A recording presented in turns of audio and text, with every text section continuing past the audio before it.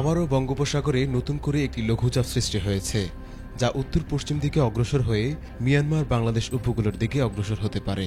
এর প্রভাবে চট্টগ্রাম, বরিশাল ও সিলেট বিভাগের কিছু কিছু এলাকায় বৃষ্টি বা বজ্রসহ বৃষ্টি হওয়ার সম্ভাবনা রয়েছে।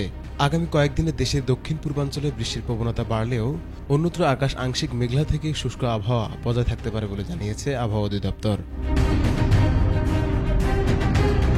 সোমবারের আবহাওয়ার পূর্বাভাসে বলা হয়েছে, চট্টগ্রাম বিভাগের কিছু কিছু জায়গায় এবং বরিশাল ও সিলেট বিভাগের দু এক জায়গায় বৃষ্টি বা বজ্রসহ বৃষ্টি হতে পারে। দেশের অন্যান্য অঞ্চলে আকাশ অস্থায়ীভাবে আংশিক মেঘলা থাকলেও আবহাওয়া প্রধানত শুষ্ক থাকবে। সারা দেশে রাতের তাপমাত্রা 1 থেকে 2 ডিগ্রি সেলসিয়াস কমতে পারে। এছাড়া আগামী কয়েকদিনের আবহাওয়ার পূর্বাভাসে বলা হয়েছে, মঙ্গলবার চট্টগ্রাম বিভাগের অনেক স্থানে এবং ময়মনসিংহ, ঢাকা, বরিশাল ও সিলেট বিভাগের কিছু কিছু এলাকায় বৃষ্টি বা বজ্রসহ বৃষ্টি হতে পারে। বুধবারও সারাদিন একই ধরনের আবহাওয়া অব্যাহত থাকবে বলে পূর্বাভাসে জানানো হয়েছে।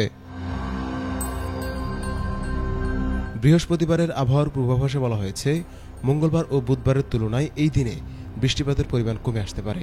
চট্টগ্রাম বিভাগের দু এক জায়গায় হালকা বৃষ্টি বা বজ্রসহ বৃষ্টি হতে পারে বলে জানিয়েছে আবহাওয়া অফিস।